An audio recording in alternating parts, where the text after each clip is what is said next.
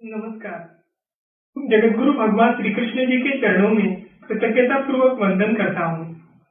सनातन संस्था एवं हिंदू जन जागृति समिति द्वारा आयोजित धर्म संवाद इस विशेष कार्यक्रम में मैं गुरुराज प्रभु आप सभी का हार्दिक स्वागत करता हूँ।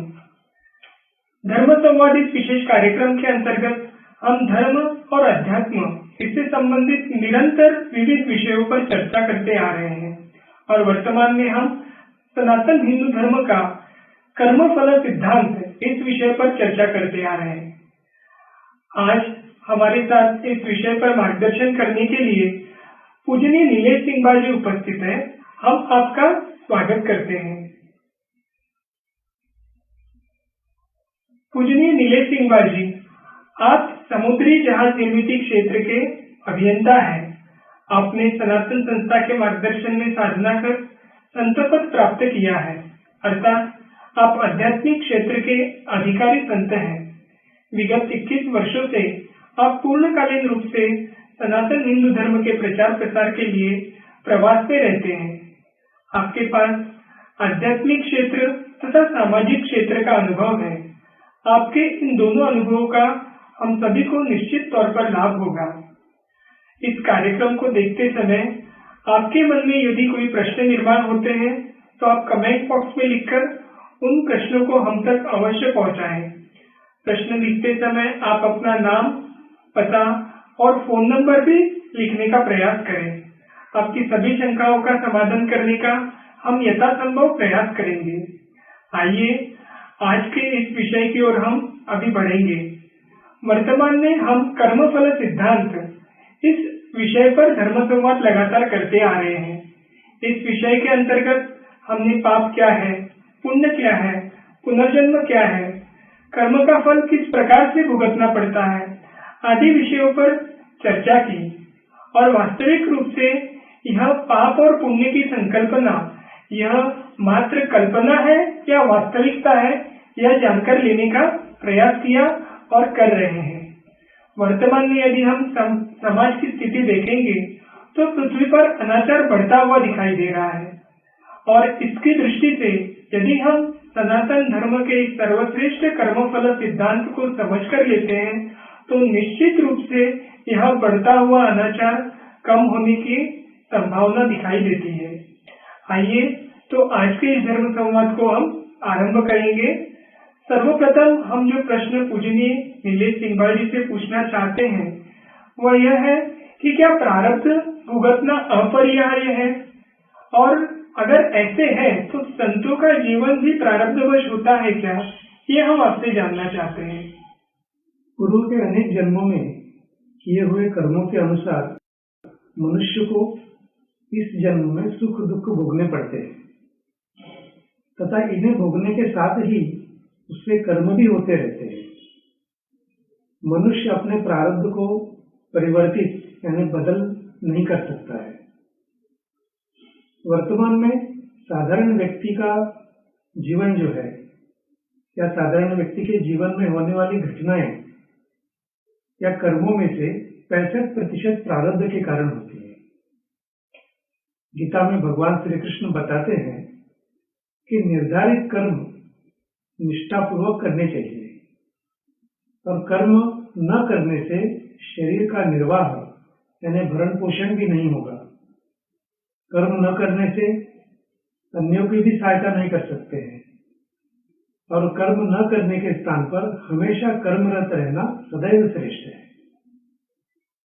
आत्मज्ञानी पुरुष के लिए इनके लिए भी प्रारब्ध भोग कर समाप्त करना अनिवार्य होता है।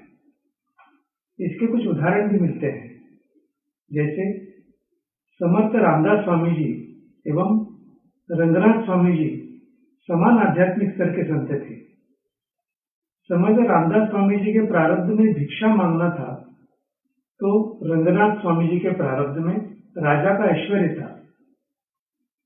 एकनाथी भागवत के अध्याय 22 में कहा गया है कि जिस प्रकार घूमते चक्र से कुमार घड़ा निकाल लेता है परंतु चक्र पूर्व गति के कारण घूमता रहता है, उसी प्रकार मनुष्य ने ब्रह्म ज्ञान प्राप्त किया और वे मुक्त होने पर भी देह रहने तक वो प्रारब्ध भोग भोगता रहता है। योग, भक्ति एवं आत्मज्ञान से संचित कर्म क्षीण हो जाते हैं, परंतु प्रारब्ध को भोगकर ही समाप्त करना पड़ता है। यदि कोई व्यक्ति अपने लक्ष्य को वेधने की निपुणता परखने हेतु किसी वृक्ष के पूर्व निर्धारित एक पत्र को भेदने के लिए तीर चलाए, तो उस पत्र को भेदना तो संभव है, परंतु भेदन होने के पश्चात यदि उस व्यक्ति के मन में विचार आए कि जो तीर चलाया है वो आगे न जाकर वही रुक जाए, तो वैसा नहीं होता है, क्योंकि अपना वेग समाप्त होने तक तीर नहीं रुकेगा। अर्थात एक बार धनुष से छूटे तीर को रोकने में व्यक्ति समर्थ नहीं है। इसी प्रकार ज्ञानी अपने संचित एवं क्रियमाण कर्मों को ज्ञान के अग्नि से, योग से भस्म करने में तो समर्थ होता है, परंतु हाथ से छूटे हुए तीर की भांति निर्माण किए हुए प्रारब्ध को रोकने में कदापि समर्थ नहीं होता है। अब संतों के जीवन और प्रारब्ध के संदर्भ में एक कथा है। एक कथा मैं बताता हूँ। एक आचार्य थे, सतत ईश्वर के नाम का जप करते थे और काफी वृद्ध भी हो गए थे। उनके कुछ शिष्य पास के कमरे में रहते थे और जब भी आचार्य जी को शौच या स्नान आदि के लिए जाना होता था, तब वे अपने शिष्यों को आवाज लगाते थे और शिष्य उन्हें ले जाते थे। धीरे धीरे शिष्य आलसी हो गए, उनके बीच उन्हें आलस निर्माण हो गया और कुछ दिन बाद शिष्य जो थे, या 2 या 3 बार आवाज लगाने के बाद कभी आते थे तो कभी देर से भी आते थे। एक दिन रात को निवृत्त होने के लिए जैसे ही आचार्य जी ने आवाज लगाई तो तुरंत एक बालक आता है और बड़े कोमल स्पर्श के साथ आचार्य जी को देह कर्म से निवृत्त करवाकर बिस्तर पर लेटाकर चला जाता है। और यह प्रतिदिन चलता रहता है, यह प्रतिदिन का एक नियम हो गया। एक दिन आचार्य जी को संशय निर्माण होता है कि पहले तो शिष्य को 3 बार 4 बार आवाज लगाने के बाद भी वो देर से आते थे, परंतु ये बालक तो आवाज लगाते ही दूसरे क्षण में ही आ जाता है और बड़े कोमल स्पर्श से मेरी सेवा करता है। तो एक दिन आचार्य जी उस बालक का हाथ पकड़ लेते हैं और उससे पूछते हैं कि सच बता, तू कौन है? मेरे शिष्य तो ऐसे नहीं है।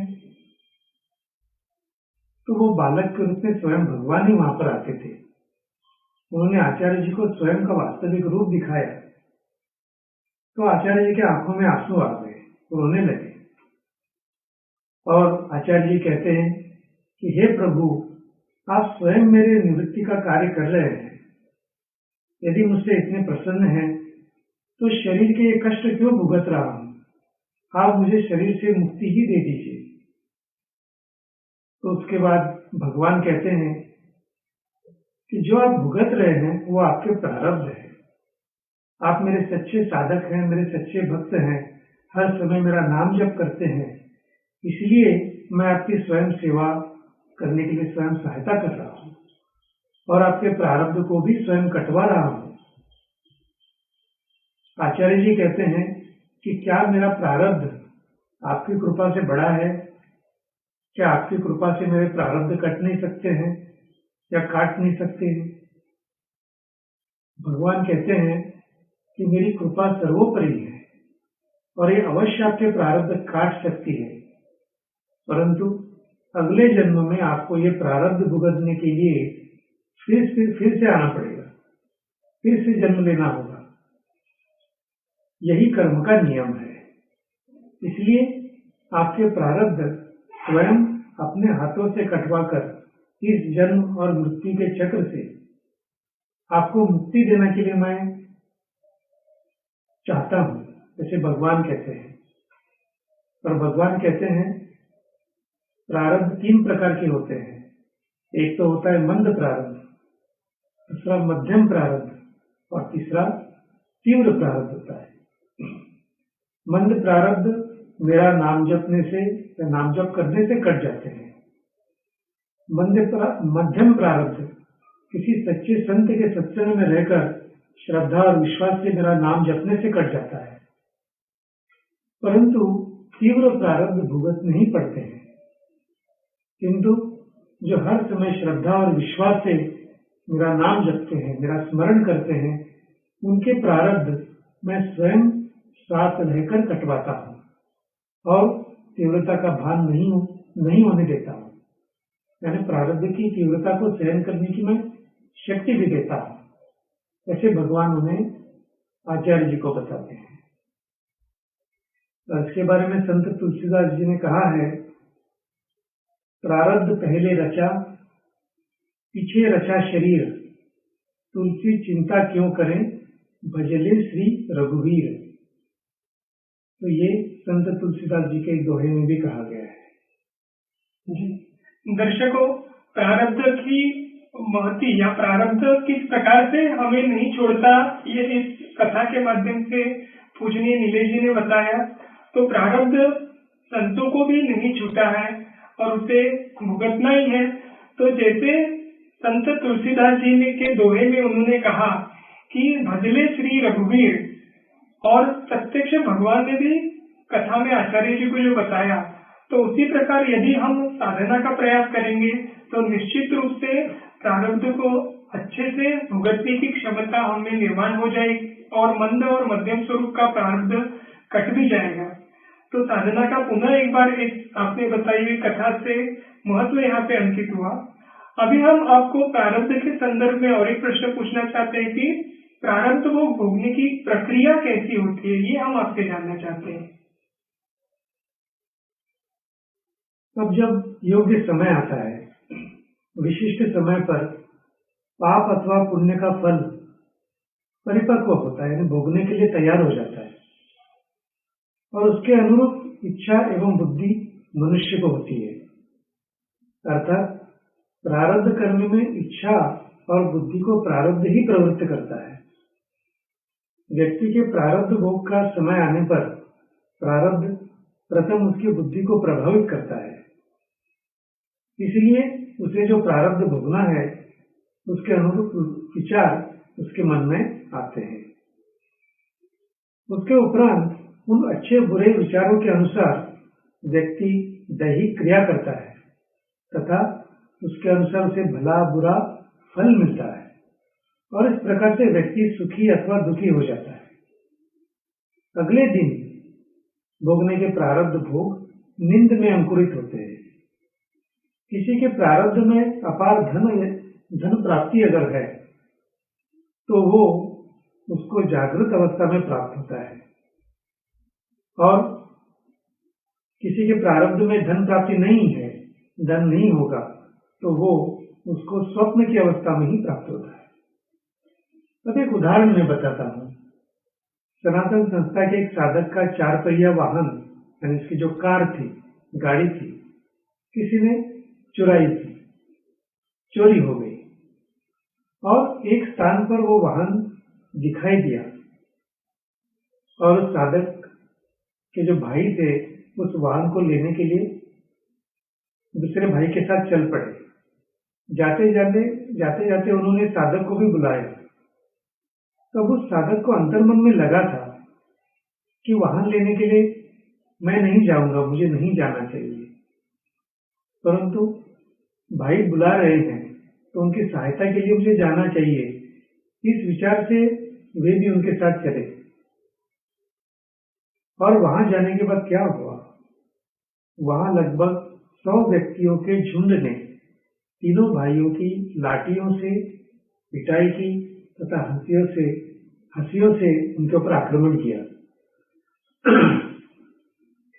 इसमें साधक के दोनों भाई मारे गए और केवल साधक ही गुरु कृपा से बच गए। अंदर से प्राप्त हुई सूचना की ओर उनकी बुद्धि ने अनदेखी करना, ऐसी बात हो गई, और ये जो अनदेखी की इसलिए उन्हें मार खानी पड़ी। और एक दूसरा उदाहरण मैं बताता हूँ। पानीपत के युद्ध का प्रसंग है। विश्वासराव पेशवा मराठों के सेनापति थे। रणभूमि पर घमासान युद्ध चल रहा था।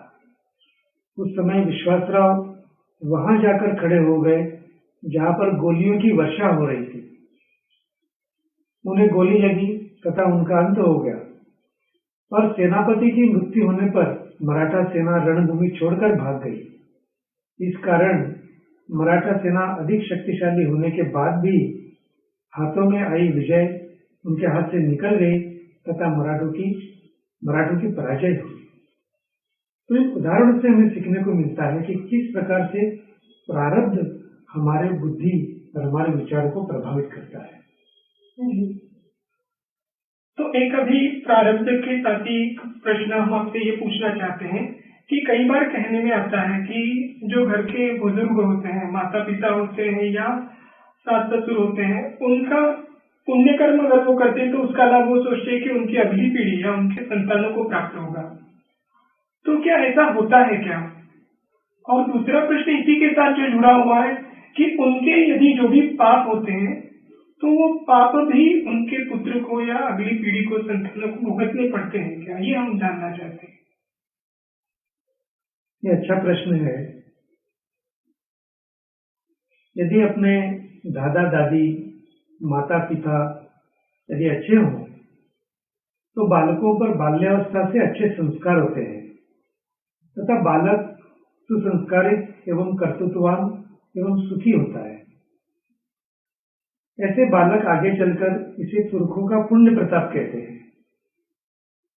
किसी के पिता यदि व्यसनाधीन एवं स्वच्छंद वृत्ति के हों और उसके पुत्र गुणी हों, उससे अच्छे कर्म हुए हो, वो सत्व गुणी हो, फिर भी पिता के कृत्यों का फल उसे भोगना ही पड़ता है। अब हमारे पूर्वजों के बारे में देखते हैं। हम अपने स्वर्गवासी पुरखों से प्रेम करें, उनकी इच्छाएं पूरी करें तो उनकी आत्माएं हमारी संतति से बहुत प्रेम करती हैं तथा विपदाओं से भी हमारी उनकी रक्षा करती हैं। उस समय हम क्या कहते हैं? ये पूर्वजों की कृपा है। उन आत्माओं ने पूर्व में अपने परिवार के लिए बहुत कष्ट उठाया होता है, इसलिए इन आत्माओं की हम पर सदैव कृपा दृष्टि तो रहती ही है। परंतु ऐसा होने के बावजूद भी केवल अपने स्वार्थ के कारण पितरों को उसी लोक में फंसाए रखने की अपेक्षा उन्हें उस योनि से मुक्ति दिलाने के लिए उनका विधिवत श्राद्ध कर्म करना ही योग्य है। पितरों की गति के लिए यानी उन्हें गति प्राप्त हो, सद्गति मिले, इसलिए प्रतिदिन श्री गुरुदेव दत्तात्रेय भगवान का नाम जप भी हमें करना आवश्यक है। जी, एक प्रारब्ध के संदर्भ में और एक प्रश्न हम आपसे ये पूछना चाहेंगे, क्योंकि प्रारब्ध तो अटल है, ऐसे आज की बातों से हमें ध्यान में तो आ रहा है। तो यदि प्रारब्ध अटल है तो उसे हम आनंद से किस प्रकार से भुगत सकते हैं? इसके लिए क्या विचार करना चाहिए, ये हम आपसे जानना चाहेंगे। ये भी अच्छा प्रायोगिक स्तर का प्रश्न है। ईश्वर के अधिकोष खाते में जैसे हमारे बैंक में पैसे होते हैं, उसी प्रकार के ईश्वर के अधिकोष खाते में विगत अनेक जन्मों के हमारे कर्मों का यानी पाप पुण्य का लेखा जोखा जो होता है, इसी को प्रारब्ध कहते हैं। यही प्रारब्ध होता है। मेरे खाते में जो है मुझे केवल वही प्राप्त होगा। यदि हम ऐसा विचार सदैव रखें तो प्रारब्ध भोगते समय दुख कभी भी नहीं होगा, क्योंकि जो कर्म हमने किए उन्हीं कर्मों का फल हम भोग रहे हैं। और यदि विचार इस प्रकार से मन में रखते हैं तो ये प्रारब्ध भोगते समय हमारी दृष्टि अलग हो जाती है। हमारा दुख जो प्रारब्ध भोगते समय हमें लगता है वो दुख नहीं होगा।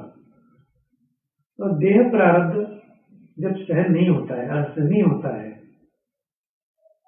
उस समय आपने कभी संतों को देखा होगा कि उनके देह प्रारब्ध होते हैं लेकिन संत आनंद की अवस्था में रहते हैं। उसी प्रकार हमें भी रहने का प्रयास करना चाहिए। अगर हमारा प्रारब्ध हमारे पिछले जन्मों के कर्मों के फल स्वरूप में आता है तो हमारे जो पिछले कर्मों का लेखा जोखा है उसमें से किस कर्म का हम क्या पाप के रूप में फल या दुख भुगत रहे हैं, क्या ये हमें पता चल सकता है क्या? पिछले जन्मों में हमने कौन से कर्म किए हैं ये हमें ज्ञात नहीं होता है। इसलिए पूर्व के कौन से बुरे कर्म का दुख के स्वरूप में फल हम इस जन्म में भोग रहे हैं, ये ज्ञात न होने के कारण उन फलों का परिणाम भोगना न पड़े, इस हेतु क्या करना चाहिए ये समझ में नहीं आता है।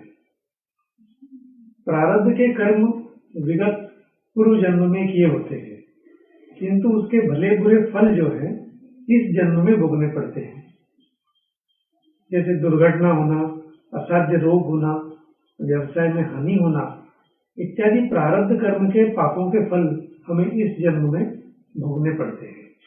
इसलिए हमने पिछले जन्म में किए हुए कर्मों का कौन सा फल इस जन्म में भोगना है या नहीं भोगना है, ये मनुष्य के वश की बात नहीं होती है। जी, अभी हम पुनः एक बार प्रारब्ध के विषय में एक बात जानना चाहेंगे कि मंद स्वरूप का प्रारब्ध परिवर्तित कर सकते हैं क्या? क्योंकि एक तरह से आप ये भी कह रहे हैं कि प्रारब्ध बदल नहीं सकते, तो ये मंद स्वरूप का प्रारब्ध अगर परिवर्तित कर सकते हैं, क्या ऐसा करना उचित है? ये हमें बताइए। ऐसा करना उचित नहीं है। एक उदाहरण के द्वारा हम समझ लेंगे। किसी छात्र की यानी विद्यार्थी की किसी विषय में पढ़ाई में विशेष रुचि होगी अथवा किसी कला की ओर उसका आंतरिक लगाव हो, तो भी कभी कभी माता पिता के आग्रह के कारण उसे अपना मन मारकर या अपने मन के विरुद्ध जाकर अन्य विषय पढ़ना पड़ता है। ऐसे समय में उस छात्र का नियोजित मंद प्रारब्ध में परिवर्तन होने की संभावना रहती है। नियोजित मंद प्रारब्ध का परिवर्तन करने से परिणाम क्या होता है? उसे भोगते समय भी अन्य से लेन देन का हिसाब, लेन देन का लेखा जोखा निर्माण होता है। परंतु ईश्वर नियोजित प्रारब्ध भोगते समय ये लेन देन के हिसाब सुगमता से पूरे हो जाते हैं। परंतु नियोजित मंद प्रारब्ध के बजाय अलग मंद प्रारब्ध भोगते समय ये लेन देन कठिन या झंझट भरा होता है। इस उदाहरण में माँ बाप की इच्छा के कारण वो विद्यार्थी यदि चिकित्सक या डॉक्टर बन गया, तो रोगियों से होने वाला जो लेन देन का हिसाब है उसके लिए एक समस्या बन जाती है। अर्थात वो धन के दृष्टिकोण से या वित्तीय दृष्टि से संपन्न होने पर भी मानसिक दृष्टिकोण से अस्वस्थ एवं अशांत हो सकता है। अब हम प्रारब्ध से मिलने वाले सुख के विषय में आपसे एक प्रश्न पूछना चाहते हैं कि प्रारब्धवश मिले हुए सुख के विषय में आप हमें कुछ बताइए। प्रारब्ध से मिले हुए जो सुख है इसे सुकृत प्रारब्ध ऐसे कहा गया है। सुकृत प्रारब्ध का अर्थ है सुकृत से अर्थात शुभ कर्मों से, साधना से निर्माण हुआ प्रारब्ध। मनुष्य जीवन में नाम हो, प्रतिष्ठा हो, धन इत्यादि कितना भी प्राप्त कर ले, मृत्यु के उपरांत उन्हें अपने साथ तो नहीं ले जा सकता, परंतु यदि उसने साधना की हो तो साधना के पुण्य का लाभ मनुष्य अगले जन्म में भी उठा सकता है। इसे ही मनुष्य का सुकृत प्रारब्ध कहा जाता है। ऐसा मनुष्य जो होता है जिसने साधना की है पिछले जन्म में, अगले जन्म में वो साधक का जन्म लेता है और साधना के प्रभाव के कारण उसकी शीघ्र आध्यात्मिक उन्नति संभव होती है। संत तुकाराम महाराज ने भी कहा है कि मैंने पूर्व जन्मों में बहुत पुण्य किए होंगे, उसी के कारण मेरा मन ईश्वर के प्रति उन्मुख हुआ है। तो ये पुण्य के बारे में है, सुख के बारे में है। दर्शकों, फिर से एक बार हमें यहाँ पे साधना का महत्व इस जन्म में ध्यान में आता है, क्योंकि यदि हमें प्रारब्ध को सुसह्य करना ही नहीं बल्कि हमारे साधना करने से आने वाले जन्मों में भी उसका लाभ हमें होता है, इसलिए साधना कितनी महत्वपूर्ण है ये पुनः एक बार यहाँ पे अंकित हुआ है। अभी हम वर्तमान में जो संकटकालीन स्थिति समाज में उभरी है उस दृष्टि से आपसे एक प्रश्न पूछना ये चाहेंगे कि जो कोरोना की महामारी जो फैली हुई है पूरे विश्व में, तो ये किसका पाप हो सकता है या किसके पापों का ये फल के रूप में हम सभी को या समाज को ये भुगतना पड़ रहा है? इसके पीछे भी कोई शास्त्र है तो भी हम आपसे जानना चाहेंगे। वर्तमान स्थिति में इस प्रश्न का उत्तर सबके लिए आवश्यक है और बहुत महत्वपूर्ण है। कभी कभी भले अथवा बुरे लोगों के या साधु संतों के या कुल देवता या कनिष्ठ देवता इत्यादि के आशीर्वाद अथवा शाप के कारण प्रारब्ध कर्म निर्मित होता है और इसी को आदि दैविक प्रारब्ध कहा जाता है। यह आदि दैविक प्रारब्ध सामान्यतः परिवार के सभी लोगों को अथवा समाज को अधिकतर एक ही समय भोगना पड़ता है। इस कारण इसे समष्टि प्रारब्ध कहते हैं और यह आदि दैविक प्रारब्ध का एक भाग है। वर्तमान जो कोरोना की वैश्विक महामारी के बारे में आपने पूछा, एक आदि दैविक प्रकार का प्रारब्ध है। वर्तमान में अनेक स्थानों पर हम देख रहे हैं कि चक्रवात आ रहे हैं, भूकंप हो रहे हैं, दुर्घटनाएं हो रही है, अतिवृष्टि हो रही है, अनावृष्टि है, स्वचक्र यानी आंतरिक युद्ध, गृह युद्ध हो रहे हैं, परचक्र यानी शत्रु सेना के द्वारा होने वाला आक्रमण अथवा उपद्रव भी हो रहा है, इत्यादि विभिन्न प्रकार के उत्पात हो रहे हैं। हिंदुओं द्वारा धर्माचरण न होने की वजह से 33 कोटि देवताओं से ये विपत्तियां आ रही हैं। पुराणों में कहा गया है कि अधर्म के कारण, कुलाचारों का पालन न होने के कारण देवताओं की पूजा नहीं होती है। इस कारण उन्हें भोग भी नहीं पहुंचते। इस कारण वे हमें विपत्तियों में डाल देते हैं। तो ये है वर्तमान में जो आपदाएं आ रही है, इसके पीछे अध्यात्म शास्त्रीय दृष्टि। जैसे अभी पूर्व के कुछ प्रश्नों में हमने आपसे ये जान के लिया कि साधना से व्यक्ति अपने प्रारब्ध के ऊपर कुछ प्रमाण में तो मात भी कर सकता है। तो जैसे ही ये आधिदैविक प्रारब्ध जो है, तो इसको नष्ट करने के लिए हम क्या कर सकते हैं? आधिदैविक कारणों से प्रारब्ध के भोग जब होते हैं तब क्या होता है? एक ही परिवार के सभी सदस्यों पर, एक ही परिवार के सभी सदस्यों पर एक ही समय अथवा अल्प कालावधि में उसके परिणाम दिखाई देते हैं। अत्यधिक प्रयत्न करने पर भी सफलता नहीं मिलती है। ऐसे में संतों की शरण जाने पर अनिष्ट प्रभाव टालने अथवा कष्ट घटाने के लिए ये उचित मार्गदर्शन करते हैं, उचित साधना बताते हैं। तो ये एक उपाय हम इसमें वर्तमान में हम कर सकते हैं। एक अभी प्रारब्ध की निर्मिति से दृष्टि से एक ऐसे प्रश्न आया कि क्या अपनी इच्छा कर्म को, अर्थात अपनी जो भी कर्म करते हैं उसको प्रवृत्त तो करती है, यानी प्रारब्ध को प्रवृत्त करने वाली अपनी इच्छा ही होती है क्या? इच्छा के अनुसार प्रारब्ध के 3 प्रकार बताए गए हैं। इसमें पहला है स्वेच्छा प्रारब्ध, दूसरा परेच्छा प्रारब्ध एवं तीसरा है अनिच्छा यानी ईश्वर इच्छा, इससे होने वाला प्रारब्ध। इसे थोड़ा विस्तार से हम समझ लेते हैं। पहले स्वेच्छा प्रारब्ध के बारे में बताता हूं। अपनी इच्छा से अथवा इच्छा के पूर्णता वश में होकर जीव को जो सुख दुख भोगना पड़ता है वो स्वेच्छा प्रारब्ध कहलाता है। इसी को स्वनिर्मित यानी क्रियमाण कर्म से निर्मित प्रारब्ध भी कहा जाता है। इसके उदाहरण है, जैसे किसी व्यक्ति ने यदि बलात्कार किया या वैद्य या डॉक्टर ने बताए हुए परहेज का पालन नहीं किया, तो जो उसको दुख भोगना पड़ता है वो इस प्रकार का होता है। दूसरा है परेच्छा प्रारब्ध। कभी कभी दूसरे का मन रखने के लिए या दूसरे का मन रखने के कारण जीव को सुख दुख भोगने पड़ते हैं। उदाहरण के तौर पर स्वयं की प्रकृति के प्रतिकूल पदार्थ दूसरों के आग्रह के कारण खाने से दुख होता है कभी कभी। और एक उदाहरण देता हूँ। दूसरों के सामर्थ्य के कारण भी जीव को सुख दुख भोगना पड़ता है।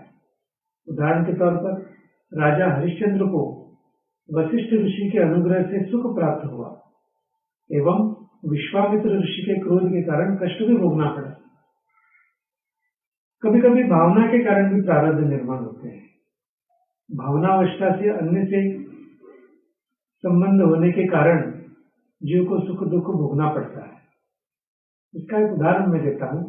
किसी संबंधी के नुकसान में चल रहे व्यवसाय को आधार देने के लिए एक व्यक्ति ने उसके व्यवसाय में अपनी पूंजी का निवेश यदि किया हो और कालांतर में उसको भी अत्यधिक आर्थिक हानि उठानी पड़ी हो, यहाँ उस स्वजन का प्रारब्ध तीव्र होने से उस व्यवसाय में हानि तो हो ही जाती है, परंतु स्वजन की सहायता करनी चाहिए ऐसा विचार करते हुए उसने भावनावश जो अपना पूंजी निवेश किया। यहाँ पर क्या हुआ, दूसरे के प्रारब्ध से स्वयं का प्रारब्ध जोड़ने के प्रयास के कारण उस व्यक्ति को बड़े दंड का भागी बनना पड़ा। तो ये हो गया परेच्छा प्रारब्ध। और तीसरा जो होता है वो है अनिच्छा प्रारब्ध। दूसरों के लिए अर्थात समष्टि के लिए जो कष्ट भोगना पड़ता है वो ईश्वर इच्छा प्रारब्ध होता है। इसमें स्वेच्छा एवं परेच्छा दोनों भी न होते हुए इच्छा रहित भाव से जीव के द्वारा क्रिया होती है और इस कारण इसे ईश्वर इच्छा प्रारब्ध कहते हैं। उदाहरण के तौर पर जैसे आगे के जन्मों का प्रारब्ध इसी जन्म में भोगने के लिए देकर ईश्वर साधक के आगे के जन्मों की संख्या अल्प करते हैं। दूसरा एक उदाहरण है, मन में न होते हुए भी जैसे भीम ने ईश्वर इच्छा मानकर हिडिंबा से विवाह किया तथा उससे जन्मा घटोत्कच महाभारत के युद्ध में पांडवों का बड़ा सहायक बना। और एक उदाहरण है, संत ज्ञानेश्वर जी के पिता विठल पंत ने घर त्याग कर संन्यास किया था। उनके गुरु की आज्ञा थी उनके लिए कि उन्होंने पुनः गृहस्थ आश्रम स्वीकारना है, तो गुरु की आज्ञा समझकर यानी ईश्वर इच्छा मानकर उन्होंने संन्यास छोड़कर गृहस्थाश्रम को स्वीकारा और आगे ईश्वर के विधान से उन्होंने संत ज्ञानेश्वर के साथ ही 4 नर रत्नों को जन्म दिया। इसी प्रकार से सनातन के अधिकांश साधक समष्टि साधना कर रहे हैं और समष्टि साधना का अर्थ है समाज की आध्यात्मिक उन्नति के लिए प्रयास। समष्टि साधना से वातावरण के रजतम घट जाते हैं तथा सात्विकता बढ़ जाती है।